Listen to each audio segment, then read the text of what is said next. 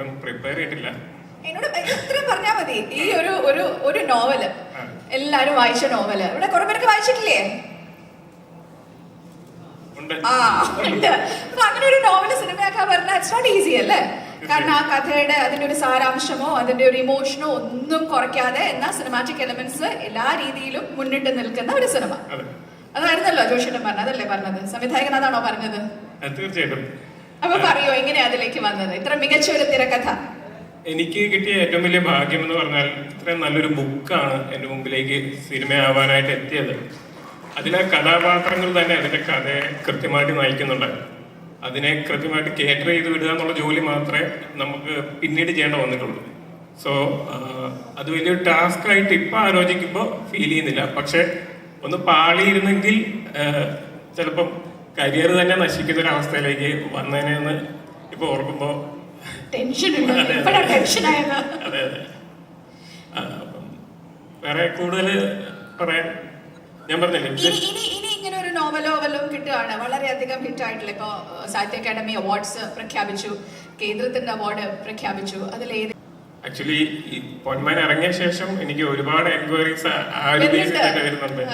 ഞാൻ പിന്നെ അത് അങ്ങനെ പിടിച്ചിട്ടില്ല. പിന്നെ ഇതുപോലെ എന്നെ അല്ല നമ്മളെ ഇത്ര ഇൻട്രസ്റ്റ് ഉണ്ടാക്കുന്ന ക്യാരക്ടേഴ്സ് വന്നു കഴിഞ്ഞാൽ ചിലപ്പോൾ ഉറപ്പായിട്ടും അത് ചെയ്തിരിക്കും. ബട്ട് ഇപ്പോഴത്തെ അവസ്ഥയിലില്ല, സ്വന്തം പടങ്ങളായിട്ട് പോകാന്ന് വിചാരിക്കുന്നു. പിന്നെ ഒരു കാര്യം കൂടെ പറയാം, ഈ സിനിമ ഇത്ര നന്നായിട്ട് നമ്മളിലേക്ക് എത്താനുള്ള കാര്യം ഇതിന്റെ റൂട്ട് മനസ്സിലാക്കി ഇത് ഗ്രൗണ്ടഡ് ആയിട്ട് ചെയ്യാൻ കഴിവുള്ളൊരു ഡയറക്ടർ ഉള്ളതുകൊണ്ടാണ്. അത് ഞാൻ ജ്യോതിഷനോട് കൃത്യമായിട്ട് അതിന് നന്ദി പറയുന്നു. ഈ സിനിമ ഇത്ര നന്നായിട്ട് അത് ചെയ്തെടുത്തതിന് ഇന്ദു ചേട്ടനോട് ഈ നല്ല ക്യാരക്ടേഴ്സ് തന്നതിനും അഭിനയിച്ച എല്ലാവരോടും ഇത് നന്നായി പെർഫോം ചെയ്തതിനും ഞാൻ നന്ദി പറയും. Okay, thank you Justin. ഇതിൻ്റെ നാലോഴിയൊന്നുമില്ല. പിന്നെ ഇത് ജ്യോതിഷിൻ്റെ നിതാന്തമായ ശല്യത്തിൻ്റെ ഭാഗമായി ആരംഭിച്ച ഒരു സാധനമാണ്. വിടാതുള്ള ഒരു പിന്തുടർച്ചയായിരുന്നു ജ്യോതിഷിൻ്റെ. ഞാനൊരു അബദ്ധത്തിന് എറണാകുളത്ത് വേറൊരു ആവശ്യത്തിനായിട്ട് വന്നതാണ്. വേറൊരാളുടെ ഫ്ലാറ്റിൽ വെച്ച് അവിടെയാണ് ജ്യോതിഷിനെ എന്നെ കണ്ടിട്ട് പറഞ്ഞു, ചേട്ടാ ഒരു സാധനം എഴുതിത്തരണമെന്ന് പറഞ്ഞു. നമുക്ക് ആലോചിക്കാമെന്ന് പറഞ്ഞിട്ട് തുടർച്ചയാണ്. ഞാൻ ഇതിൻ്റെ ഇതിലൊരു ഇവിടം വരെ വന്ന് നിൽക്കുമ്പോൾ അതിൻ്റെ ഒരു മെച്ചമായിട്ടോ അല്ലെങ്കിൽ തോന്നുന്നൊരു സാധനം, അല്ലെങ്കിൽ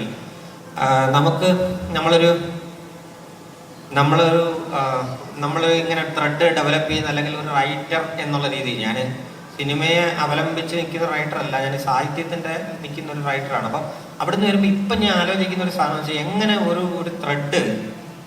ഒരു ത്രെഡ് ഇങ്ങനെ എല്ലാവർക്കും അപ്പീസിങ് ആയി മാറിയത് എന്ന് ചോദിക്കുന്ന ഒരു സാധനം തന്നെ. ഇപ്പം ജോലി കഴിഞ്ഞിട്ട് ഞങ്ങൾ സംസാരിച്ചപ്പോഴും പറഞ്ഞായിരുന്നു അതിൻ്റെ ഒരു വൈബ്രൻസിയെ കുറിച്ച് ഇങ്ങനെ പറഞ്ഞാണ്. അത് നമുക്കറിയത്തില്ല ഇപ്പം ഇവിടെ നിൽക്കുമ്പോഴും. എന്ന് വെച്ചാൽ എനിക്ക് തോന്നുന്നത് ഈ ആക്ടേഴ്സ് വന്ന് അവതരിപ്പിക്കുന്നു ഈ ത്രെഡിനെ ഡെവലപ്പ് ചെയ്ത ഒരു സാധനം. പക്ഷെ ആക്ടേഴ്സ് അവർ പോലും അറിയാതെ പെർഫോമേഴ്സായിട്ട് മാറുന്ന ഒരു കഥാപ്രതലത്തിലേക്ക് ഈ കഥാതന്തു സ്വയം സഞ്ചരിക്കുന്ന ഒരു സംഗതി. അതിനകത്ത് ഈ റൈറ്റർക്കൊക്കെ ലിമിറ്റഡ് ആയിട്ടുള്ളൊരു സ്പേസേ ഉള്ളൂ, അത് അതിൻ്റെ അപ്പുറത്തേക്കുള്ളൊരു സംഗതിയാണ്.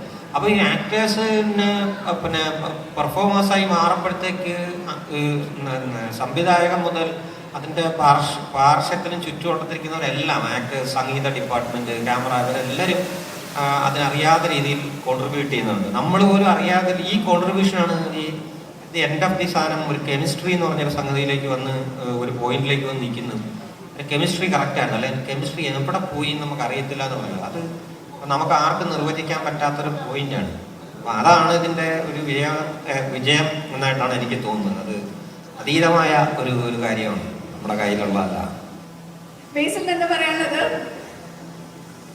എല്ലാവർക്കും നമസ്കാരം.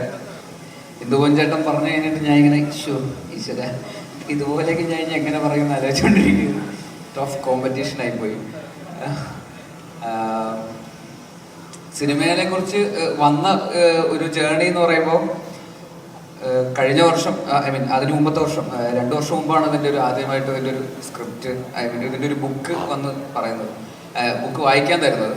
അപ്പോൾ അന്ന് ഈ സിനിമ പറയുന്ന പോലെ സിനിമ ഇനി ചെയ്യുന്നില്ല, അഭിനയിക്കും, ഇത്തിരി ഡയറക്റ്റ് ചെയ്യണ സിനിമയുടെ തിരക്കിലേക്ക് പോവുകയാണെന്നൊക്കെ പറയണ പോലത്തെ ഒരു സ്പേസ് ആയിരുന്നു. പക്ഷെ എന്തായാലും ബുക്കൊന്ന് വായിച്ചു നോക്കുമെന്ന് പറഞ്ഞിട്ട് ബെന്നി ചേട്ടനാണ് ആ ബുക്ക് കൊണ്ടു തരുന്നത്. അപ്പോൾ ആ ബുക്ക് വായിച്ചു കഴിഞ്ഞപ്പോൾ ഇനിയിപ്പോൾ എന്തൊക്കെ വന്നാലും ഇത് ചെയ്യണം എന്ന് പറയുന്ന ഒരു ആഗ്രഹം ഭയങ്കരമായിട്ട് തോന്നി. അതിലെ അജേഷ് എന്ന് പറയുന്ന ക്യാരക്ടർ മനസ്സിൽ നിന്ന് പോകുന്നുണ്ടായിരുന്നില്ല. സിനിമ കണ്ടു കഴിഞ്ഞപ്പോൾ ഉണ്ടായിരുന്ന ആ ഒരു അജേഷ് നമ്മുടെ കൂടെ തന്നെ നിൽക്കുന്നു എന്നുള്ള സാഹചര്യം ബുക്ക് വായിക്കുന്നവർക്കും അന്നേ കിട്ടിയിട്ടുണ്ട്, എനിക്കും കിട്ടിയായിരുന്നു.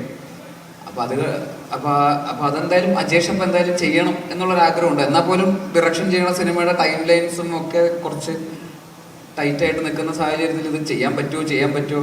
അപ്പോഴാണ് ജ്യോതിഷേട്ടൻ ശരിക്കുള്ള അജേഷായിട്ട് എൻ്റെ പിന്നാലെ വന്നിട്ട് ജ്യോതിഷാടാ ജ്യോതിഷ് എന്ന് പറഞ്ഞിട്ട് എൻ്റെ അടുത്ത് ഇടയ്ക്കിടയ്ക്ക് വന്നിട്ട് ഇല്ല അങ്ങനെ പറഞ്ഞിട്ടില്ല, അതുപോലെ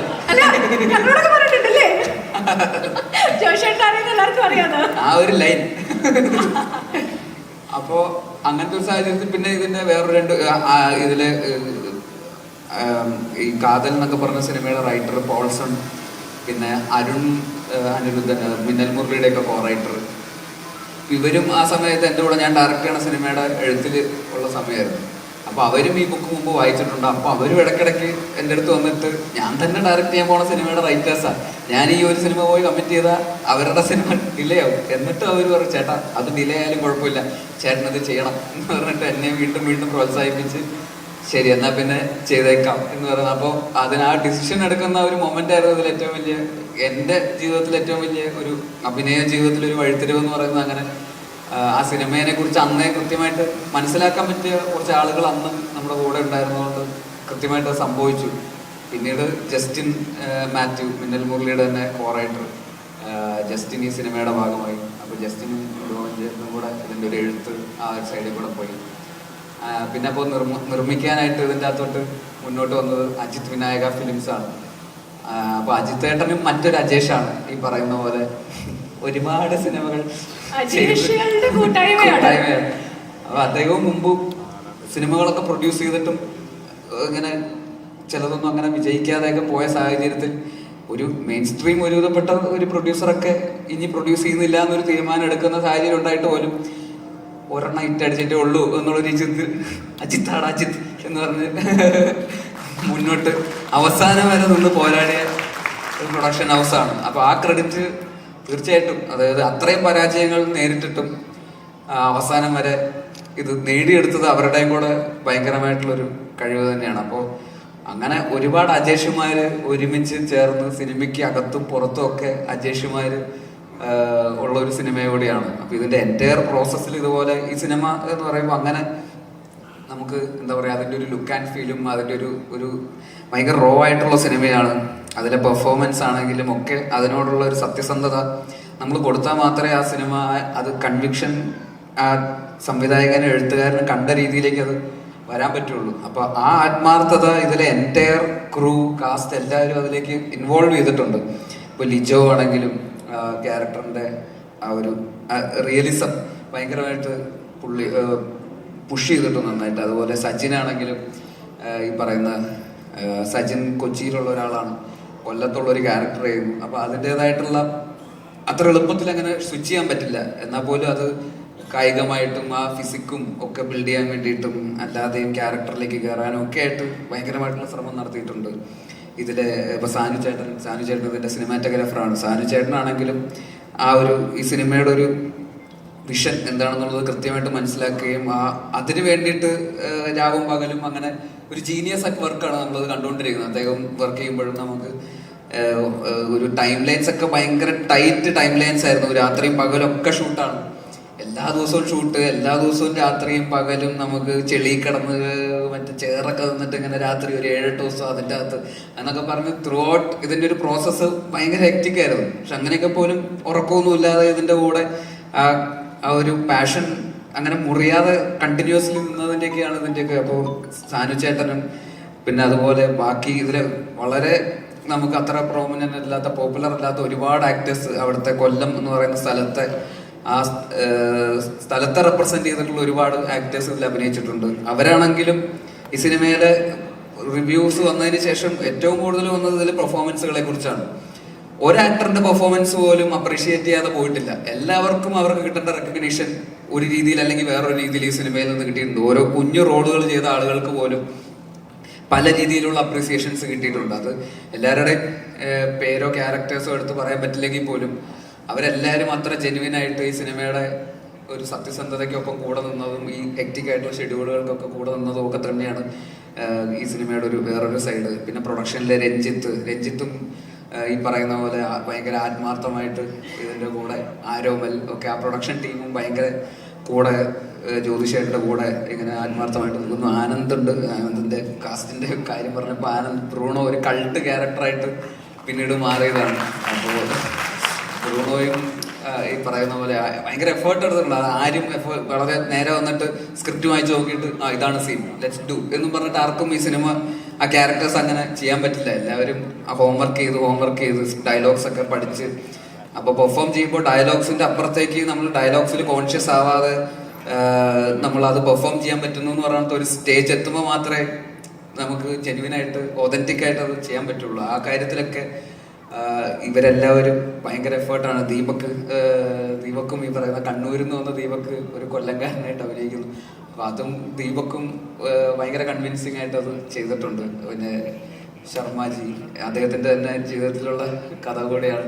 അപ്പോൾ ഒരു റിയൽ സ്റ്റോറി ആണെന്നുള്ളതിന്റെ ഒരു ഫാക്ടറും കൂടെ ഉണ്ട് സിനിമയ്ക്ക്. കാരണം അത് ജ്യോതിഷേട്ടന് കൃത്യമായിട്ട് അറിയാം എന്താണ് ജീവിതത്തിൽ സംഭവിച്ചതെന്നും അത് എങ്ങനെയാണ് ആ ക്യാരക്ടേഴ്സ് ബിഹേവ് ചെയ്തിരുന്നതെന്നും. അപ്പൊ അവരുടെയൊക്കെ ഡീറ്റെയിലിംഗ് ഭയങ്കര രസമായിട്ട് ജ്യോതിഷേട്ടൻ ഭയങ്കര ആ ന്യൂആൻസസ് ഒക്കെ കൃത്യമായിട്ട് പറഞ്ഞു കൊടുത്ത് എല്ലാവരെയും കൊണ്ട് ഫുൾ ഓഫ് ചെയ്യിപ്പിച്ചിട്ടുണ്ട്. എല്ലാ ആക്ടേഴ്സിന്റെ അടുത്തും അദ്ദേഹത്തിന്റെ കൃത്യമായിട്ടുള്ള ഫീഡ്ബാക്കുകൾ ഭയങ്കരമായിട്ട് ഹെൽപ്പ് ചെയ്തിട്ടുണ്ട്. ഒരു പ്രൊഡക്ഷൻ ഡിസൈനർ എന്നുള്ള അദ്ദേഹത്തിന്റെ മുൻകാല എക്സ്പീരിയൻസ് ഒക്കെ ഈ പറയുന്ന ആ സ്റ്റോറി വേൾഡ് സെറ്റ് ചെയ്യാനൊക്കെ ഭയങ്കരമായിട്ട് ഹെൽപ്പ് ചെയ്തിട്ടുണ്ട്.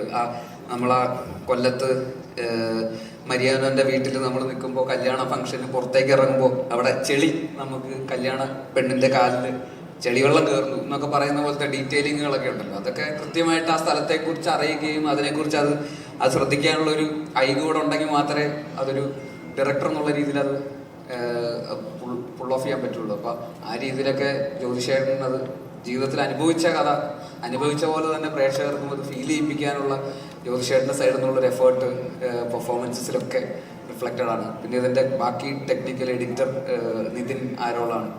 നിതിനാണെങ്കിൽ പോലും ഇതിന്റെ ഇപ്പൊ സ്ക്രിപ്റ്റ് എഴുതുമ്പോൾ ഇന്ദോമൻ ചേട്ടനും ജസ്റ്റിനും നേരത്തെ പറഞ്ഞ പോലെ ഒരു കഥയിൽ നിന്ന് സ്ക്രിപ്റ്റിലേക്ക് വരുമ്പോൾ അതിൻ്റെതായിട്ടുള്ള പലതരത്തിലുള്ള പോരായ്മകൾ ഉണ്ടാവും. കഥ വായിക്കുന്ന അതേ ഫീലില് സ്ക്രിപ്റ്റ് വരണം, ഫുൾ ഓഫ് ചെയ്യപ്പെടണമെന്നില്ല. പക്ഷെ അത് വളരെ സത്യസന്ധമായിട്ട് അവർ ഫുൾ ഓഫ് ചെയ്തു. അതേസമയം അത് എഡിറ്റിംഗ് ടേബിളിൽ അതിന് കൃത്യമായിട്ട് വേറൊരു മാനം കൊടുക്കാൻ നിതിന് ഭയങ്കരമായിട്ട് സാധിച്ചു. അത് ഒരു പോയിന്റിൽ പോലും ഈ സിനിമ കണ്ടവരാരും അഭിപ്രായത്തിൽ ഒരിക്കൽ പോലും ഈ സിനിമ ലാഗ് അടിച്ചു അല്ലെങ്കിൽ ഈ സിനിമ ബോറടിച്ചു എന്നുള്ളൊരു കമന്റ് ഇതുവരെ ആരും പറഞ്ഞതായിട്ട് എനിക്ക് ഫീൽ ചെയ്തിട്ടില്ല. സിനിമയ്ക്ക് ആവശ്യമുള്ള പേസിങ് കൃത്യമായിട്ട് നിതിന് ഭയങ്കരമായിട്ട് കോൺട്രിബ്യൂട്ട് ചെയ്യാൻ പറ്റിയിട്ടുണ്ട്. മ്യൂസിക് സൈഡിൽ ജസ്റ്റിൻ ഭയങ്കര ബ്രില്യൻ്റ് ആയിട്ട് ഈ പറയുന്ന പോലെ ഓരോ സിറ്റുവേഷനും അനുസരിച്ചിട്ട് ആ കഥയുടെ പേസിങ്ങും ഇമോഷണൽ ഡ്രാമയും ഈവൻ നമ്മൾ ഫൈനൽ എഡിറ്റിൽ പോലും നമുക്ക് അത്ര ഫീൽ ചെയ്യാത്ത ഒരു റൊമാൻറ്റിക് ആംഗിൾ ഉണ്ട് അജേഷും ലിജോന്റെ സ്റ്റെഫിയും തമ്മിലുള്ള ക്യാരക്ടറും തമ്മിൽ. അത് ജസ്റ്റിൻ ആണ് അതിനെ ഒന്നുകൂടെ ലിഫ്റ്റ് ചെയ്ത് കുറച്ചുകൂടെ റൊമാൻറ്റിക് ആക്കിയത്. ആക്ച്വലി അത് ജസ്റ്റിൻ ഭയങ്കര ബ്രില്യൻ്റ് ആയിട്ട് ഒരു സാധനം അതിൻ്റെ ഇടയിൽ കൂടെ കിട്ടും. അത് പറയാതെ വയ്യ. അത് സിനിമയ്ക്ക് ഉണ്ടാക്കിയ ഇമ്പാക്ട് ഭയങ്കര തന്നെ മാറി. വേറൊരു തരത്തിലുള്ള പ്രണയമായിട്ട് ആൾക്കാർ അതിനെ ഡിഫൈൻ ചെയ്യുന്ന ഒരു ലെവലിലേക്ക് അത് എത്തിക്കാൻ പറ്റി. അങ്ങനെ ഓരോ ഡിപ്പാർട്ട്മെന്റിലെയും ടെക്നീഷ്യൻസ് എല്ലാവരും സുധി, മേക്കപ്പ്, ഈ പറയുന്ന ഭയങ്കര റിയൽ ആയിട്ട് ആൾക്കാരെയൊക്കെ പുറത്തേക്ക് എത്തിക്കാൻ നമ്മളെ മെൽബി, കോസ്റ്റ്യൂം, അതുപോലെ പെട്ടെന്ന് ഇനിയിപ്പോൾ ആരെയും ഇനി ഇവരെ കുറിച്ചൊക്കെ ജ്യോതിഷേട്ടന് ഒരുപാട് പറയാനുണ്ടാവും. ഞാനിവിടെ വന്നിട്ട് എല്ലാവരെയും കുറിച്ച് ഇത്ര വാചാലാവേണ്ട കാര്യമില്ല. അതും കൂടെ അപ്പോൾ നമ്മൾ ഈ സിനിമ തിയേറ്ററിലേക്ക് എത്തിക്കുമ്പോൾ ഇന്നത്തെ കാലഘട്ടത്തിൽ ഈ ഒരു ഡ്രാമ തിയേറ്ററിൽ വരുമ്പോൾ ആൾക്കാർ തിയേറ്ററിലേക്ക് ഇടിച്ചു കയറി വരാനുള്ള ഒരു എക്സൈറ്റ്മെന്റ് ചിലപ്പോൾ തോന്നണമെന്നില്ല. നമ്മൾ കുറച്ചുകൂടെ അതിലൊരു എക്സ് ഫാക്ടർ എന്തെങ്കിലും പുഷ് ചെയ്താൽ മാത്രമേ ചിലപ്പോൾ തിയേറ്ററിലേക്ക് ആൾക്കാർ ആ ഒരു കൺവേർഷൻ നടക്കുകയുള്ളൂ. അപ്പോൾ അതൊരു നമുക്കൊരു ഭയങ്കര വെല്ലുവിളിയായിരുന്നു. ഈ സിനിമ ഇതിൻ്റെ ഒരു ലുക്ക് ആൻഡ് ഫീലും ഭയങ്കര റോ റസ്റ്റിക് ഫീലുള്ള ഒരു സിനിമ ഇതെങ്ങനെ തിയേറ്ററിൽ ഇത് കൺവേർഷൻ നടക്കും. നല്ല സിനിമയാണെന്ന് നമുക്ക് എല്ലാവർക്കും അറിയാം, പക്ഷെ ഇത് തിയേറ്ററിൽ എത്രമാത്രം ഇത് വർക്ക് ചെയ്യും, എത്രമാത്രം ക്രൗഡ് പുള്ള് ചെയ്യാൻ പറ്റും എന്നുള്ളത് മേജർ കൺസേൺ ആയിരുന്നു. എന്നാൽ പോലും നമ്മൾ മാക്സിമം ഇതിനെ പ്രൊമോട്ട് ചെയ്യുകയും നമ്മുടേതായിട്ടുള്ള രീതിയിലൊക്കെ എല്ലാ പ്രൊമോഷൻ, എല്ലാ ആക്ടേഴ്സും ടെക്നീഷ്യൻസും ബാക്കി ഓൺലൈൻ മാർക്കറ്റിംഗ് ടീമും പ്രൊഡക്ഷനും ഒക്കെ എഫേർട്ട് എടുത്തിട്ടാണ് അതിൻ്റെ ഒരു ഇതെത്തിയത്. തിയേറ്ററിൽ ഒരു ഹിറ്റ് എന്ന് പറയുന്ന ഒരു സ്പേസിലേക്ക് പ്രൊഡ്യൂസർ ലാഭകരമായിട്ടുള്ള ഒരു സ്പേസിലേക്ക് നമുക്ക് എത്താൻ പറ്റിയെങ്കിലും ഇതിൻ്റെ ശരിക്കുള്ള റിസപ്ഷൻ, ഇത് ഈ സിനിമ ഡിസേർവ് ചെയ്തുന്ന റിസപ്ഷൻ, ആ സമയത്ത് നമുക്ക് ഇനി ഈ സിനിമ ആൾക്കാർ കാണാനുണ്ടല്ലോ, ഈ സിനിമ പറയുന്ന കുറേ കാര്യങ്ങളുണ്ട്, ഈ സിനിമ അങ്ങനെ കാണാതെ പോകേണ്ട സിനിമയല്ല. കാരണം അത് ഭയങ്കര ആത്മാർത്ഥമായിട്ട് ചെയ്തിട്ടുള്ള ഒരു സിനിമയാണ്, എഴുതപ്പെട്ടിട്ടുള്ള, ഡയറക്റ്റ് ചെയ്തപ്പെട്ടുള്ള, അഭിനയിച്ചിട്ടുള്ള സിനിമയാണ്. ഇത് കാണാതെ പോകരുതെന്നുള്ളൊരു ഭയങ്കര ആഗ്രഹം ഉണ്ടായിരുന്നു. അത് പക്ഷേ OTT ഇറങ്ങിയപ്പോൾ അതാണ് നല്ല സിനിമയും സത്യസന്ധമായിട്ടുള്ള ഒരു എഫേർട്ടും ഒരിക്കലും ആരും നോട്ടീസ് ചെയ്യാതെ പോകില്ല എന്നുള്ളതിൻ്റെ ഏറ്റവും വലിയ ഉദാഹരണം പൊന്മാൻ തന്നെയാണ്. ആ രീതിയിൽ പൊന്മാൻ തിയേറ്ററിൽ OTT ഇറങ്ങിയതിന് ശേഷം ഭയങ്കരമായിട്ട് ഷൈൻ ചെയ്തു. അതായത് ഈ പറയുന്ന റിവ്യൂസ്, എല്ലാ സ്ഥലത്തു നിന്നും റിവ്യൂസ്, നമുക്ക് മലയാളത്തിൽ നിന്ന് മാത്രമല്ല ഇതിന്റെ റീലുകൾ, ആ ലോഡ്ജിലെ സീനൊക്കെ തമിഴിലും തെലുങ്കിലും ഒക്കെ ആ സീൻ ഡബ് ചെയ്തിട്ട് റീലുകളായിട്ടൊക്കെ തമിഴിലും തെലുങ്കിലൊക്കെ ആക്ടേഴ്സ് നമുക്ക് വാട്സാപ്പിൽ അയച്ചു തന്നു. ഇത് ഹാവ് യു സീൻ ദിസ് എന്നൊക്കെ ചോദിച്ചിട്ട് ഞാനത് എപ്പോഴേ കണ്ടു.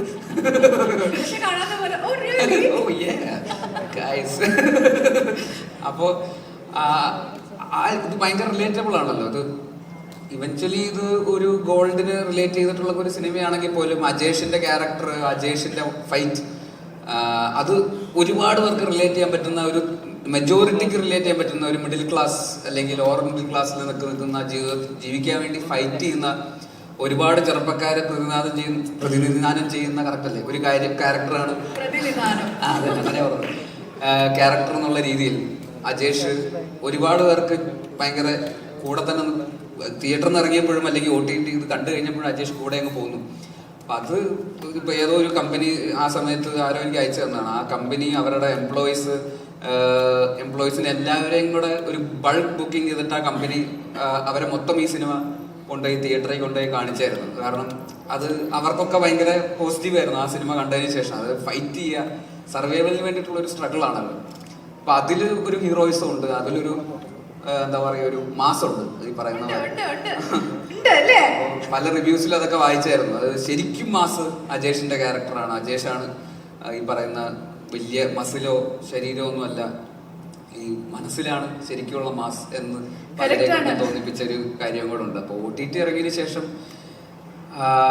ഈ സിനിമ ശരിക്കും ഡിസേർവ് ചെയ്ത ആൾക്കാരിലെത്തി എന്നുള്ള ഒരുപാട് സന്തോഷം. ഇന്ന് അതിന്റെ ഭാഗം കൂടെ ആയിട്ടാണ് നമ്മളൊരു സക്സസ് സെലിബ്രേഷൻ എന്നുള്ളൊരു പോയിന്റിൽ ഇവിടെ വന്നിങ്ങനെ ഒരു ജേർണി ശരിക്കും അതിൻ്റെ ഒരു ഫുൾ സർക്കിൾ കംപ്ലീറ്റ് ചെയ്യുന്ന ഒരു ദിവസം എന്നുള്ള രീതിയിൽ ഒരുപാട് അഭിമാനിക്കുന്നു. എല്ലാവർക്കും ഇതിൻ്റെ കൂടെ സഞ്ചരിച്ച് ഇവിടം വരെ എത്തിച്ച എല്ലാവരോടുള്ള നന്ദിയും അറിയിച്ചു കൊള്ളുന്നു. എല്ലാവർക്കും നമസ്കാരം. ഞാൻ ആവേശം റിലീസായിട്ടില്ല, അതിനുശേഷം ചെയ്ത സിനിമയാണ്. അപ്പോൾ അതിലൊരു ഹ്യൂമറാണ്, അതിലൊരു സീരിയസ് പരിപാടിയാണ്, അത്രയും ഇതുള്ളൂ. വളരെ സന്തോഷമുണ്ട് ഈ വേദിയിൽ നിൽക്കാൻ പറ്റിയതിൽ. ഒരു നോവല് സിനിമയായി മാറുകയും അത് ഹിറ്റാവുകയും ചെയ്യാൻ തുടങ്ങി ചെറിയൊരു കാര്യമല്ല. അപ്പോൾ അതിൻ്റെ ഭാഗം പറ്റിയത് വളരെ സന്തോഷമുണ്ട്. ഒരുപാട് അപ്രീസിയേഷൻ കിട്ടിയ ഒരു ക്യാരക്ടറാണ് മരിയാനോ. അത് എന്നെ വിശ്വസിച്ച് ഏൽപ്പിച്ച ജ്യോതിഷേട്ടന് നന്ദി, ഇന്ദു ചേട്ടന് നന്ദി. അതുപോലെ തന്നെ എൻ്റെ ഒപ്പം വർക്ക് ചെയ്ത കോ ആർട്ടിസ്റ്റുകളായിട്ടുള്ള ബേസിൽ, ആനന്ദ് മന്മഥൻ, ലിജോ മോൾ, അവർക്കൊക്കെ നന്ദി. ഒരുപാട് സന്തോഷമുണ്ട്. Anyway thank you so much. സത്യത്തില് വളരെ ചെറിയ വേഷം എന്നാണ് ഞാൻ ഈ സിനിമയിൽ വിചാരിച്ചുകൊണ്ടിരുന്നത്. പക്ഷെ പടം തിയേറ്ററിൽ ഇറങ്ങി OTT റിലീസായി ആൾക്കാർ കാണുന്ന സമയത്ത് എല്ലാവരും പറയുന്നത് പൊന്മാൻ കണ്ടു, നന്നായിട്ട്, നല്ല രസമുണ്ട് ക്യാരക്ടർ എന്ന്. അപ്പോഴാണ് ഞാൻ വിചാരിച്ചത് ഇത്രയും വലിയ ക്യാരക്ടറാണെന്ന്. പിന്നെ അതുമല്ല, ചില ഷോട്ടൊക്കെ എടുത്ത് അവസാനം ആ കർത്താവിന്റെ നോട്ടം ഭയങ്കര രസമുണ്ട്. ശരിക്കും പറഞ്ഞ ഒരു പടത്തില് ഭയങ്കര നല്ല സിനിമയാണെങ്കിൽ ഒരു ഷോട്ട് മതി ആൾക്കാർ തിരിച്ചറിയാന്നുള്ളത് ഈ സിനിമ എനിക്ക് മനസ്സിലാക്കി തന്നു. ശരിക്കും ഇത് ഞാൻ അങ്ങോട്ട് ചോദിച്ചു വാങ്ങിച്ച ഒരു സിനിമയാണ് ജോഷേട്ടൻ്റെ അടുത്ത്. കാരണം സിനിമയിൽ വരുന്നതിന് മുമ്പ് ഒരുപാട് ചാൻസ് ചോദിച്ചിട്ട് ഞാൻ നടന്നിട്ടുണ്ടായിരുന്നു. അപ്പം സിനിമ വന്നു കഴിഞ്ഞിട്ട് പിന്നെ ചെറിയ ചെറിയ സിനിമകളൊക്കെ ചെയ്യുന്നു, കുറച്ച് കുഴപ്പമില്ലാത്ത പൈസയൊക്കെ കിട്ടി. പിന്നെ എനിക്ക് ചാൻസ് ചോദിച്ചിട്ട് പടത്തിൽ അഭിനയിച്ചു കഴിഞ്ഞ് കഴിഞ്ഞാൽ പൈസ തരുമോ എന്നുള്ള ഡൗട്ടായി. ഞാൻ അങ്ങോട്ട് ചോദിച്ചിട്ട് അഭിനയിച്ച ചിലപ്പോൾ പൈസ തരൂല്ല എന്നുള്ളൊരു ഡൗട്ട് ചോദിക്കാൻ മടിയായി. പിന്നെ ഇപ്പൊ എന്റെ കല്യാണത്തിന്റെ തൊട്ട് മുന്നേ ഞാനിങ്ങനെ ആലോചിച്ചപ്പോ കല്യാണത്തിന് കുറച്ച് പൈസ വേണം. അതിനു മുന്നേക്കെ എന്റെ കാര്യങ്ങളൊക്കെ നടന്നു പോകാനുള്ള പൈസയൊക്കെ എന്റെ കയ്യിലുണ്ട്. അപ്പൊ പിന്നെ കുഴപ്പമില്ല, അങ്ങനെ പോയിക്കോളും, പടം വരുമ്പം ചെയ്യാം എന്നുള്ള മൈൻഡ് സെറ്റിലാണ് ഞാൻ ചെയ്തുകൊണ്ടിരുന്നുണ്ടായിരുന്നത്. പക്ഷെ കല്യാണം എടുത്തപ്പം പടമില്ല, പൈസയും ഇല്ല എന്നുള്ള അവസ്ഥയിൽ ഞാൻ എന്ത് ചെയ്യുന്ന ആലോചിച്ചുകൊണ്ടിരിക്കുന്ന സമയത്ത് എനിക്ക് പരിചയമുള്ള കുറെ സിനിമാക്കാരൊക്കെ വിളിച്ചു, എന്തെങ്കിലും പരിപാടി ഉണ്ടെങ്കിൽ പറയണം, എന്തെങ്കിലും ഉണ്ടെങ്കിൽ പറയണം, എന്തെങ്കിലും സിനിമയിൽ എന്തെങ്കിലും ക്യാരക്ടർ ഉണ്ടെങ്കിൽ പറയണം എന്ന് ഞാൻ അങ്ങോട്ട് ചോദിക്കാൻ തുടങ്ങി. കാരണം ആവശ്യമാണ് നമ്മളെ ചോദിപ്പിക്കാന്ന് എനിക്ക് മനസ്സിലായി. അപ്പൊ അങ്ങനെ ഞാൻ ജോഷേട്ടൻ്റെ അടുത്ത് വിളിച്ചു. അപ്പൊ ജോഷേട്ടൻ പറഞ്ഞത് ഓൾറെഡി ആയി, കൊല്ലത്തുള്ള കുറെ പുതിയ ആൾക്കാരൊക്കെയാണ് അഭിനയിക്കുന്നതെന്ന് പറഞ്ഞു. ബേസിലുണ്ടെന്ന് എനിക്കറിയാം, സച്ചിനുണ്ടെന്ന് എനിക്കറിയാം. അപ്പൊ ഒരു പ്രതീക്ഷയില്ലാണ്ട് നിൽക്കുന്ന സമയത്താണ് എൻ്റെ അടുത്ത് ഒരു ദിവസം വിളിച്ചത്, ഒരു ഫോട്ടോ അയച്ചു തരുമെന്ന് ചോദിച്ചു. അപ്പൊ എന്തോ ഭാഗ്യത്തിന് ഞാൻ കുറച്ച് മുടി വളർത്തി വെക്കുന്ന സമയമായിരുന്നു. ഒരു പണിയിലാണ്ട് നിൽക്കുമ്പോൾ ഇങ്ങനെ വളർന്ന മുടി, അപ്പൊ അങ്ങ് വളർന്ന്. അപ്പൊ അത് അയച്ചെടുത്തപ്പോ പുള്ളിക്ക് തോന്നിയിട്ടുണ്ടാവും കർത്താവിന് കുറച്ച് മുടിയുണ്ട്, അപ്പൊ കുഴപ്പമില്ല എന്ന് പറഞ്ഞിട്ട് എന്നെ വിളിച്ചു. ഞാൻ പോയി കഴിഞ്ഞപ്പോ ഈ മുടീന്റെ മുകളിൽ വലിയൊരു മുടി വേറെ വെച്ചു തന്നു. അപ്പൊ പിന്നെ സാനുചേട്ടൻ കണ്ടിട്ടുണ്ട് ഇത് എന്താ കോലെന്നൊക്കെ ചോദിച്ചു. അവസാനം സാനുചേട്ടൻ കേളിയേപ്പിച്ചു, ഇരുന്ന് കേളിയേപ്പിച്ചു. അങ്ങനെയാണ് കർത്താവായിട്ട് അഭിനയിച്ചത്. പക്ഷെ സന്തോഷമുണ്ട്, ആ സിനിമ ഭയങ്കര സക്സസ് ആയി, ആൾക്കാർ തിരിച്ചറിയുന്നു. ആ സിനിമ കാരണം കുറച്ച് സിനിമകളൊക്കെ സംസാരിക്കുന്നുണ്ട്. അപ്പൊ ഇനിയും സിനിമകൾ സംഭവിക്കുമെന്ന് വിചാരിക്കുന്നില്ലെങ്കിൽ ഞാൻ ചാൻസ് ചോദിക്കും. ഇനി ആവശ്യങ്ങൾ വരുന്നുണ്ട് അല്ലേ? അപ്പൊ എന്തായാലും സന്തോഷം. അതല്ല അതായിട്ടില്ല, അല്ല ആവശ്യം വരുമല്ലോ. ഒരുപാട് കഷ്ടപ്പെട്ടാണ് പൊൻവാൻ ചെയ്തത്. ഇങ്ങനൊന്നും സംസാരിക്കാനൊന്നും അറിയില്ല. ഒന്ന്. രണ്ട്, ഈ ഒരു സിനിമ ചെയ്യണ ഒരു ആഗ്രഹം മനസ്സിൽ വന്നിരുന്നു. അപ്പം കലാസംവിധാനം നടന്ന സമയത്ത് ഒരു സിനിമ ചെയ്യണ ഒരു ആഗ്രഹം ഉണ്ടായിരുന്നു. അപ്പം ഒരു സുഹൃത്ത് എന്നോട് പറഞ്ഞത്, എടാ ഞങ്ങൾ കുറേ സുഹൃത്തുക്കൾ വന്നിട്ടുണ്ട്, നമ്മുടെ 4 ചെറുപ്പക്കാരായിരിക്കുന്നവരെല്ലാം ഈ കഥയുടെ ആൾക്കാരായിരിക്കുന്നു മൊത്തം. അപ്പം ഞങ്ങൾ തെണ്ടി നടന്ന കാലത്തെ ഞങ്ങളുടെ അനുഭവങ്ങൾ സിനിമയാക്കിക്കൂടെ എന്നൊരു സുഹൃത്ത് പറഞ്ഞു. അങ്ങനെയാണ് ഞാൻ തപ്പിത്തേടി ഇന്ദുവഞ്ചേട്ടനെ കാണാൻ ചെല്ലുന്നത്. അപ്പൊ ഇന്ദുവഞ്ചേട്ടൻ നിന്ന് ആദ്യ ദിവസം തന്നെ എന്നെ കേട്ടോട്ടടിച്ചു, കഥയില്ല, എഴുതാൻ പറ്റൂല എന്നൊക്കെ പറഞ്ഞ് പുള്ളി ഒഴിവാക്കി. ഞാൻ പിന്നെയും ചേട്ടനെ വിളിക്കും, ചേട്ടൻ്റെ പോവും. അപ്പൊ കോവിഡ് വന്നു. അപ്പൊ ഞങ്ങളുടെ കഥകൾ മുഴുവൻ, ഞങ്ങളുടെ ജീവിതത്തിൽ നടന്നിട്ടുള്ള ഞങ്ങളുടെ അനുഭവങ്ങൾ മുഴുവൻ, ഞങ്ങളുടെ കഷ്ടപ്പാട്, ഞങ്ങളുടെ സങ്കടങ്ങള്, ഞങ്ങളുടെ പോരായ്മകള്, ഞങ്ങളുടെ എന്തൊക്കെയാ ഉള്ള അതെല്ലാം ഇന്ദുവഞ്ചേട്ടനോട് പറഞ്ഞു കൊടുത്തിരുന്നു. അപ്പൊ ഇന്ദുവഞ്ചേട്ടൻ പറഞ്ഞതിനകത്ത് കഥയൊന്നുമില്ല, ജോഷ് വേറെ ആരെങ്കിലും നോക്കെന്ന് പറഞ്ഞു. അപ്പൊ ഞാൻ പറഞ്ഞില്ല ചേട്ടാ, ഇതൊരു കൊല്ലത്ത് നടക്കുന്നൊരു കഥയാണ്, അപ്പൊ ഒരു കൊല്ലംകാരൻ എഴുതണമെന്ന് പറഞ്ഞു. അതിൽ പുള്ളി ഒന്ന് അനങ്ങി. കൊല്ലത്ത് എന്ത് കഥ? അപ്പൊ ഞാൻ ഇതെല്ലാം നടന്നത് കൊല്ലത്താണ്. അപ്പൊ പുള്ളി പറഞ്ഞപ്പോ പുള്ളിയുടെ സുഹൃത്തുക്കളൊക്കെ എൻ്റെ സുഹൃത്തുക്കളാണ്. ആ സുഹൃത്തുക്കളൊക്കെ തന്നെയാണ് ഈ കഥാപാത്രങ്ങളും. നമ്മുടെ ബാസ്റ്റിൻ, മറുതാലാലു എന്ന് പറയുന്നതെല്ലാം ഈ ഒറിജിനൽ ആൾക്കാർ തന്നെയാണ്. അപ്പൊ പുള്ളിക്കാരൻ എഴുതാമെന്ന് തീരുമാനിച്ചു. അങ്ങനെ ഞങ്ങൾ ആവേശത്തോടെ ഇരിക്കുന്ന സമയത്താണ് കോവിഡ് വരുന്നത്. പിന്നെയും പോയി. അദ്ദേഹത്തെ പിന്നെ ഞാൻ 2 വർഷം കഴിഞ്ഞാൽ കാണുന്നത്. എന്നാലും ഞാൻ വിളിക്കുമായിരുന്നു. അപ്പൊ അങ്ങനെ ഇടയ്ക്കൊക്കെ പറയും, ജോഷെ നമുക്ക് നോക്കാമെന്നൊക്കെ പറയും. അങ്ങനെ ഒരു ദിവസം ഇന്ദുവഞ്ചേട്ടൻ പറഞ്ഞ്, ജോഷെ ഞാനൊരു സാധനം അയച്ചു തന്നിട്ടുണ്ട്, ജ്യോതിഷൊന്ന് വായിച്ചു നോക്കുമെന്ന് പറഞ്ഞു. അപ്പൊ അന്ന് എനിക്ക് പ്രിന്റ് അടിക്കാൻ പറ്റിയില്ല. ഞാൻ എൻ്റെ മൊബൈലിൽ അത് വായിച്ചിട്ട് എനിക്ക് ഒരു 13 പേജായിരുന്നു എന്ന് എനിക്ക് തോന്നുന്നു. 13 പേജ് വായിച്ചിട്ട് എൻ്റെ കണ്ണിൽ കൂടെ വെള്ളം വന്നു. അപ്പൊ തന്നെ ഞാൻ സാനുചേട്ടൻ്റെ ഇടയ്ക്ക് വിളിച്ചു, സാനുചേട്ടാ ഇന്ദുവഞ്ചേട്ടൻ്റെ കഥ വന്നിട്ടുണ്ട്, നിങ്ങൾ ചെയ്യുമോ എന്ന് ചോദിച്ചു. അപ്പൊ ഇദ്ദേഹം പറഞ്ഞ് കഥ കൊള്ളാക്കി ഞാൻ ചെയ്യാൻ ചോദിച്ചായിരുന്നു. പ്രതീക്ഷയില്ലായിരുന്നു. കോവിഡ് സമയത്ത് ബൈക്കെടുത്ത് അദ്ദേഹത്തിന്റെ വീട്ടിൽ പോയി. അവിടെ ചെന്ന് കഥ കൊടുത്ത് തിരിച്ചു പോകും. വീട്ടിലെത്തിയപ്പോൾ അദ്ദേഹം പറഞ്ഞു, ജോയിഷ ഞാൻ ഈ സിനിമ ചെയ്യാം. അപ്പൊ അദ്ദേഹം ആർക്കറിയാം സിനിമയുടെ തിരക്കഥ എഴുതിയ സമയമായിരുന്നു വീട്ടിൽ ഇരുന്ന്. അപ്പം സാനുചേട്ടനായി, ഇന്ദുവഞ്ചേട്ടനായി, സാനുചേട്ടനായി, ഇനി ഒരു നടനെ വേണം. അങ്ങനെ അന്വേഷിച്ച് 1-2 നടന്മാരുടെ പുറകെ പോയി. അവർ ചെയ്യാമെന്നൊക്കെ പറഞ്ഞു. അവർ എന്തോ സാങ്കേതിക കാരണങ്ങൾ ചെയ്തില്ല. അങ്ങനെ ഇരിക്കുമ്പോഴാണ് എൻ്റെ മനസ്സിലേക്ക് ബേസിൽ വരുന്നത്. അപ്പം ഞാൻ ഹൈദരാബാദിലൊരു തെലുങ്ക് പടത്തിൻ്റെ ഷൂട്ടിലായിരുന്നു. അവിടുന്ന് ഞാൻ ബെന്നി കട്ടപ്പനെ വിളിച്ച് പറഞ്ഞു, ബെന്നി ആ പുസ്തകം എടുത്തൊന്ന് ബേസിലിന് കൊടുക്കുമെന്ന് ചോദിച്ചു. ബെന്നി എന്തോ നല്ല കാലത്തിനും നല്ല സമയത്തും അതുള്ളതുകൊണ്ട് സിനിമ ഉണ്ടായി. ആ ബുക്ക് എടുത്ത് ബേസിലിനെ ഏൽപ്പിച്ചു. ബേസിൽ ചെയ്യാമെന്ന് ഏറ്റു. അപ്പം രഞ്ജിത്ത് കർണാകനാണ് പറയുന്നത്, എടാ ഉഗ്രൻ കഥയാണ്, നീ അത് എനിക്ക് തന്നാൽ ഞാൻ അജിത്ത് വിനായകയെ കൊണ്ട് സിനിമ ചെയ്തു തരാം എന്ന് പറയുന്നു. ആ വിശ്വാസത്തിന്റെ പുറത്ത് നമ്മൾ അജിത്ത് വിനായകയിലേക്ക് എത്തുന്നു. അങ്ങനെ പൊന്മാൻ ഉണ്ടായി. പിന്നെ സജിത്, ലിജോ മോള്, ഇരിക്കുന്ന ആനന്ദ്, എല്ലാ ആൾക്കാരും ചേർന്നാണ് പൊന്മാൻ. എന്റെ മാത്രം കഴിവല്ല. എന്തായാലും ഇവിടത്തിലെത്തിയ സന്തോഷം. ഇവിടെ ഓൾറെഡി ബേസിൽ കുറെ നേരം നിന്ന് കുറെ സമയമെടുത്ത് ഈ സിനിമ ഉണ്ടായ കഥ പറഞ്ഞു. ഇന്ദു ഗോപൻ ചേട്ടനായിക്കോട്ടെ അല്ലെങ്കിൽ ജ്യോതിഷേട്ടനായിക്കോട്ടെ എല്ലാവരും സിനിമ ഉണ്ടായ കഥ പറഞ്ഞു. അപ്പൊ എനിക്കിനി പ്രത്യേകിച്ചൊന്നും പറയാനില്ല. ഈ ഒരു അവസരം, ഈ ഒരു സിനിമയില് സ്റ്റെഫി എന്ന് പറയുന്ന ഒരു ക്യാരക്ടർ എനിക്ക് ചെയ്യാൻ അവസരം തന്ന ജ്യോതിഷേട്ടൻ, ഇന്ദു ഗോപൻ ചേട്ടൻ, എൻ്റെ എല്ലാ ടീം അംഗങ്ങൾക്കും നന്ദി പറയാൻ മാത്രമാണ് ഈ ഒരു വേദി ഞാനിപ്പോൾ ഉപയോഗിക്കുന്നത്. അതേപോലെ കുറെ കാലത്തിന് ശേഷം പൊന്മാനിലെ എല്ലാ ടീം അംഗങ്ങളെയും കാണാൻ സാധിച്ചു എന്നുള്ളൊരു സന്തോഷം കൂടി പങ്കുവെക്കുന്നു. Thank you. ഈ സോഷ്യൽ മീഡിയയിൽ ഇങ്ങനെ തിളങ്ങി നിൽക്കുന്ന ഒരു സിനിമയുടെ ഭാഗമാകാൻ കഴിഞ്ഞതിൽ ഒരുപാട് സന്തോഷം. എനിക്ക് തോന്നുന്നു OTT ഒക്കെ വന്ന സമയത്ത് ഈ സിനിമ സ്വന്തം അനുഭവം പോലെ ആൾക്കാർ എഴുതുന്നത് കണ്ടു. കാരണം അത് ഇങ്ങനെ ചെയ്തിരുന്നെങ്കിൽ അങ്ങനെ ആവാമായിരുന്നു. ഇപ്പം സ്റ്റെഫിയുടെ ക്യാരക്ടറാണ് അതിൽ ഏറ്റവും വില്ലത്തി. കാരണം അവർ ജോലിക്ക് പോയിരുന്നെങ്കിൽ ഇങ്ങനെയൊന്നും ഉണ്ടാവില്ലായിരുന്നു. അങ്ങനെയൊക്കെയുള്ള ഒരുപാട് ആൾക്കാർ അതിലേക്ക് ഇറങ്ങി ചെന്നിട്ട് അഭിപ്രായങ്ങൾ പറയുന്നത് കേട്ടിട്ടുണ്ട്.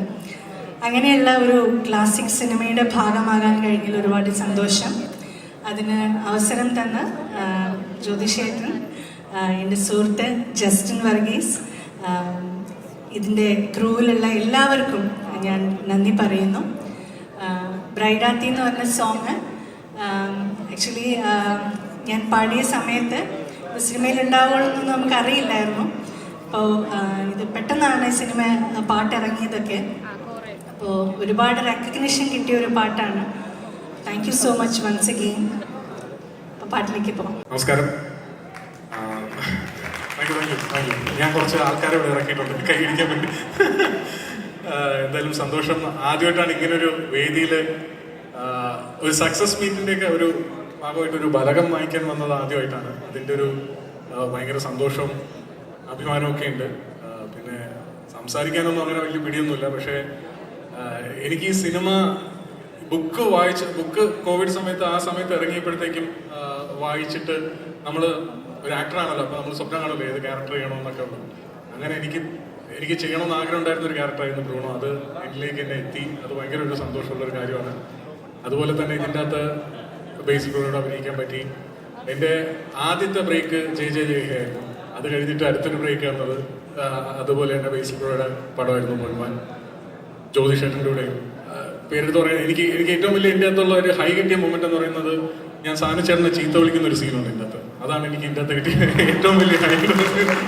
സാനിച്ചേട്ടൻ ആദ്യമായിട്ട് അഭിനയിച്ചത് ഇതിലാണെന്നാണ് ഞാൻ വിശ്വസിക്കുന്നത്. അപ്പോൾ അത് ഞാൻ സാനിച്ചേട്ടനെ ചീത്ത വിളിക്കുന്നുണ്ട്. അതെനിക്ക് ഭയങ്കര ഹൈ കിട്ടിയൊരു പരിപാടിയായിരുന്നു. കാരണം ഇത്രയും ലെജൻഡറി ആയിട്ടുള്ളൊരു വ്യക്തിയോട് വർക്ക് ചെയ്യാൻ പറ്റി, അദ്ദേഹത്തെ ചീത്ത വിളിക്കാൻ പറ്റി എന്നുള്ളതിലും സന്തോഷമുണ്ട്. എല്ലാവർക്കും നന്ദി. സച്ചിനായാലും ലിജോ ആയാലും ദീപക് സന്ധ്യ ചേച്ചി ആയാലും എല്ലാ നല്ല ആക്ടേഴ്സിൻ്റെ കൂടെയും വർക്ക് ചെയ്യാൻ പറ്റി. ഭയങ്കര മൊമെന്റ്സ് ഉള്ള അല്ലെങ്കിൽ ഭയങ്കര മെമ്മറിയുള്ള ഒരു സിനിമയാണ്. ബാക്കി എല്ലാ ടെക്നീഷ്യൻസിനും എല്ലാവർക്കും നന്ദി. Thank you. പിന്നെ ഒരു റിക്വസ്റ്റും കൂടെ ഉണ്ട്. ഈ വേദി ഉപയോഗിക്കാമെന്ന് വിചാരിക്കില്ല. ഞാനും കൂടെ എഴുതിയ ഒരു സിനിമ, ഒരു ചെറിയ സിനിമ ഇപ്പോൾ ഒരു OTT വന്നിട്ടുണ്ട്. സ്ഥാനാർത്ഥി ശ്രീകണ്ഠനെന്നാണ് പേര്. പറ്റുമെങ്കിൽ അതുകൊണ്ട് എന്തായാലും കാണണം. ചെറിയ സിനിമ ആയതുകൊണ്ടാണ് ഞാൻ പറയുന്നത്. എല്ലാവരും ഒന്ന് കാണാൻ ശ്രമിക്കും. Thank you. വളരെ ആക്സിഡൻ്റലായിട്ട് ഈ സിനിമയുടെ ഭാഗമാകാൻ സാധിച്ച ഒരാളാണ് ഞാൻ. ജ്യോതിഷിനെ എൻ്റെ കോളേജിൽ പഠിക്കുന്ന സമയത്ത്, ഫൈൻ ആർട്സ് കോളേജിൽ പഠിക്കുന്ന സമയത്ത് മുതൽ പരിചയമുള്ള ഒരാളാണ് ഞാൻ. കാളിദാസയുടെ ഏറ്റവും സൂപ്പർ ഹിറ്റ് സീരിയലായ ഏഴാം വാലയുടെ ആർട്ട് അസിസ്റ്റൻ്റ് ആയിരുന്നു അന്നവൻ. എനിക്ക് അവനോട് ഭയങ്കര ബഹുമാനം തോന്നിയത് പഠിക്കുമ്പോൾ തന്നെ ജോലി ചെയ്ത് പഠിക്കാനുള്ള വരുമാനം കണ്ടെത്തുന്ന ആ ഒരു യുവാവിൻ്റെ മനസ്സ്, അവൻ്റെ ഒരു കഠിനാധ്വാനം, അതെനിക്ക് ഭയങ്കര ഇമ്പ്രസീവായിട്ട് തോന്നി. പിന്നെ എനിക്ക് ഏറ്റവും അവനോട് തോന്നിയ സ്നേഹം എന്താണെന്ന് വെച്ച് കഴിഞ്ഞാൽ, ഇങ്ങനെ ജോലി ചെയ്ത് മരിക്കാൻ താല്പര്യമുള്ള ഒരുത്തനെ ഞാൻ വേറെ കണ്ടിട്ടില്ല. അപ്പോൾ ഒരു ദിവസം എത്ര പെട്ടെന്നാണ് ഇവൻ്റെ കൈകളിലൂടെ ഈ കലാവിരുതുകൾ ഈ പറയുന്ന സമയത്തിനുള്ളിൽ അത് മാറ്റിത്തരും. അതിഭംഗിയായി അങ്ങനെ ഞാൻ കണ്ടിട്ടുള്ള പിന്നെ ഒരാൾ ആർട്ടിസ്റ്റ് സുജാതനാണ്. ആ ബ്രഷ് ഇങ്ങനെ മാറും, ഇങ്ങനെ വരയ്ക്കുമ്പോൾ ഇതിങ്ങനെ മാറി വരും, ഒരു മായിക ലോകം നമ്മൾ കാണും. അതേപോലായിരുന്നു ഇവൻ.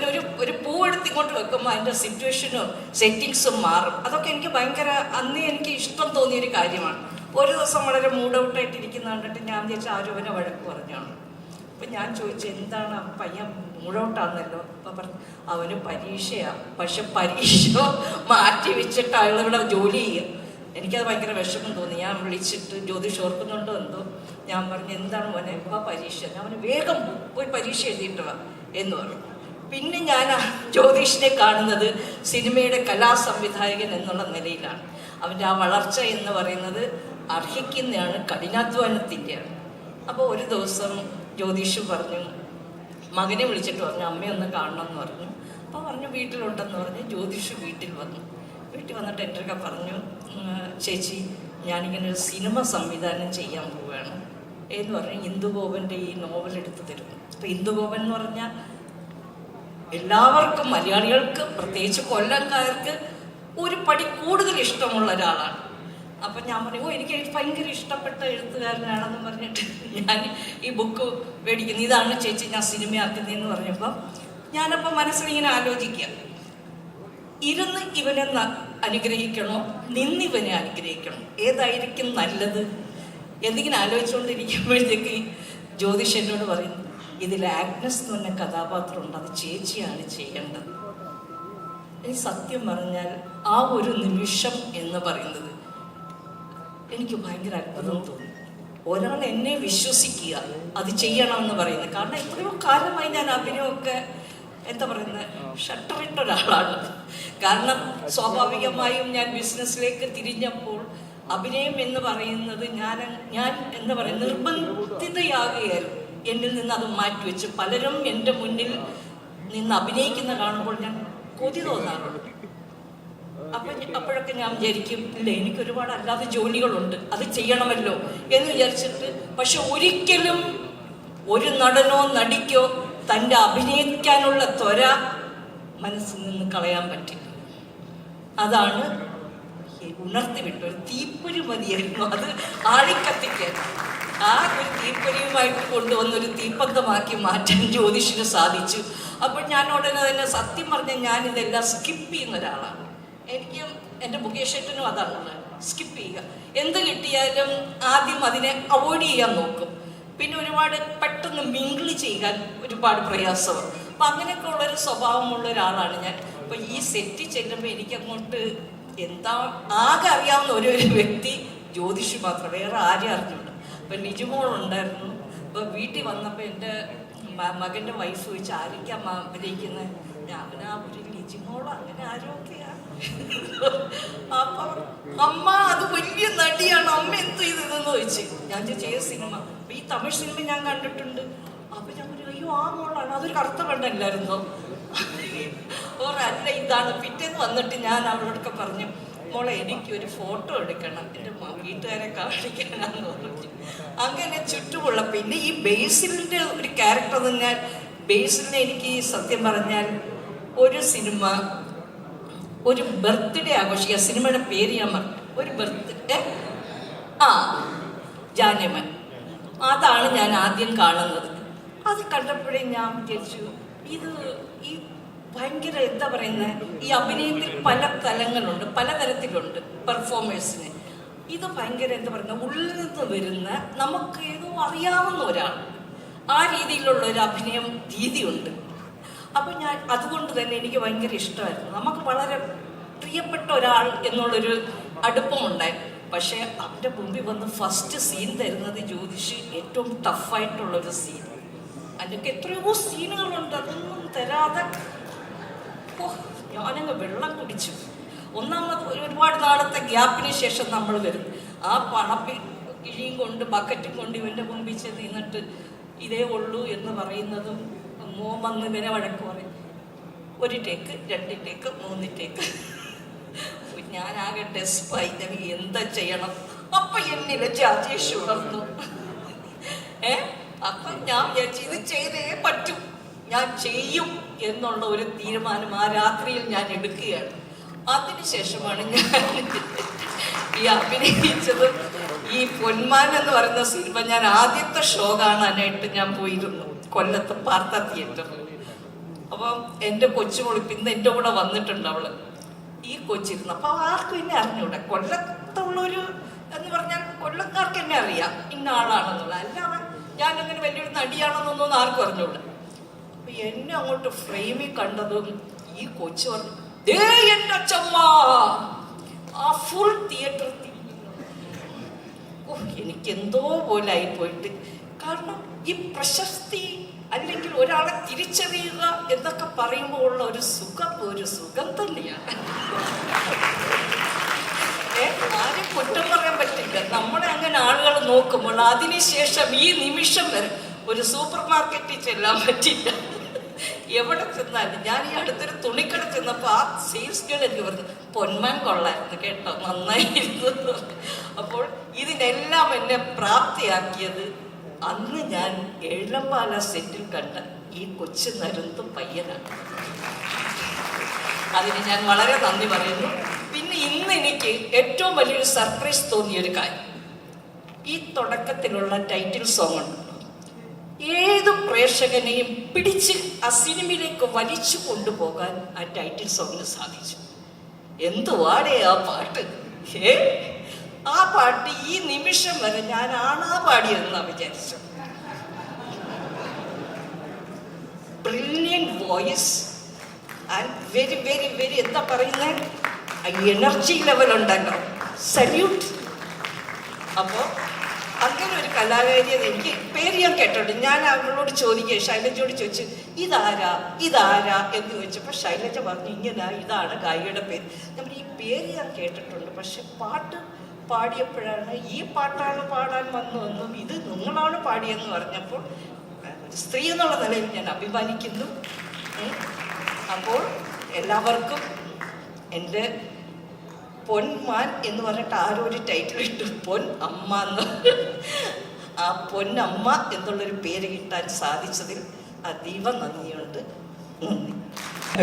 എന്റെ ക്യാരക്ടർ ചെയ്ത ആളെ കാണാനില്ല, അജേഷ് മാത്രമില്ല, ബാക്കി എല്ലാവരും ഇവിടെ ഉണ്ടെന്ന് തോന്നുന്നു. അല്ല ജ്യോതിഷേട്ടാ, നിങ്ങൾ ഇൻട്രോഡ്യൂസ് ചെയ്യും എനിക്ക് എല്ലാവരുടെയും പേരുകൾ. ജോയിഷേട്ടാ, ഇതൊക്കെ ഏതൊക്കെ ക്യാരക്ടേഴ്സ് ആണ് റിയൽ ലൈഫിലും റീലിലും ചെയ്തതെന്ന് പറയൂ, ഞങ്ങൾ അറിയട്ടെ. സത്യത്തിൽ ഇത് ഞങ്ങളുടെ കഥയാണെന്നാണ് എല്ലാവരും പറയുന്നത്. ഞങ്ങളുടെ കഥയല്ല, ഞങ്ങളുടെ ജീവിതമാണ്. ഞങ്ങള് ഏകദേശം 2000 തുടങ്ങി ഇന്ന് വരെ നിൽക്കുന്ന ഒരു വലിയ സൗഹൃദത്തിന്റെ പൊട്ടാത്ത ചരടാണ് ഈ സിനിമയിലൂടെ മലയാളി കണ്ടത്. അത് സങ്കടമായാലും സന്തോഷമായാലും എല്ലാം ജ്യോതിഷ പോലുള്ള ആൾക്ക് മാത്രമേ ഈ സിനിമ ചെയ്യാൻ കഴിയുള്ളൂ. കാരണം ജ്യോതിഷിന്റെയും ഞങ്ങളുടെയും അനുഭവമാണ് ഈ സിനിമയിലൂടെ നിങ്ങൾ കണ്ടത്. അത് കൊല്ലത്തെ പല ഘട്ടങ്ങളിലും നമ്മൾ അനുഭവിച്ചു വന്ന സങ്കടങ്ങളുടെയും സന്തോഷങ്ങളുടെയും ഒക്കെ ഒരു റിസൾട്ട് കൂടിയാണ് ഞങ്ങൾ ഇന്ന് അനുഭവിക്കുന്നത്. സത്യത്തിൽ ജോഷിന്റെ ഫ്ലാറ്റിൽ വന്നിരുന്നതിന്റെ പ്രിവ്യൂ കാണുമ്പോൾ അന്ന് ഞങ്ങൾ ഇങ്ങനൊരു സെലിബ്രേഷൻ പ്രതീക്ഷിച്ചിരുന്നതാണ്. തീർച്ചയായും ഇങ്ങനെ ഒരു ദിവസം ഉണ്ടാകുമെന്ന് ഞങ്ങൾക്ക് നല്ല ഉറപ്പുണ്ടായിരുന്നു. കാരണം അത്രത്തോളം ഡെഡിക്കേറ്റ് ചെയ്ത, ഇവിടെ സന്ധ്യ ചേച്ചിയൊക്കെ പറഞ്ഞതുപോലെ അത്രത്തോളം ഡെഡിക്കേറ്റ് ചെയ്ത ഒരു മനുഷ്യനാണ് ഞങ്ങളുടെ കൂടപ്പിറപ്പായ ജ്യോതിഷ് ശങ്കർ. തീർച്ചയായും കൊല്ലത്തെ അടയാളപ്പെടുത്തുന്ന ഒരു പ്രധാനപ്പെട്ട സിനിമ കൂടിയായി അത് മാറുകയുണ്ട്. കൊല്ലത്തിന്റെ സംസ്കാരത്തെയും കൊല്ലത്തിന്റെ കലയെയും കൊല്ലത്തിന്റെ ഭക്ഷണത്തെയും രശ്മി സതീഷ് പാടിയതുപോലെ കൊല്ലത്തിന്റെ എല്ലാ മേഖലകളെയും സ്പർശിച്ചു പോകാൻ ഒരു കുട്ടനാട്ടുകാരന് കഴിഞ്ഞു എന്നുള്ളതാണ് ഈ സിനിമയുടെ മറ്റൊരു പ്രത്യേകത. രാജേഷ് ശർമ്മ ബാക്കി കാര്യങ്ങളൊക്കെ സൂചിപ്പിക്കും.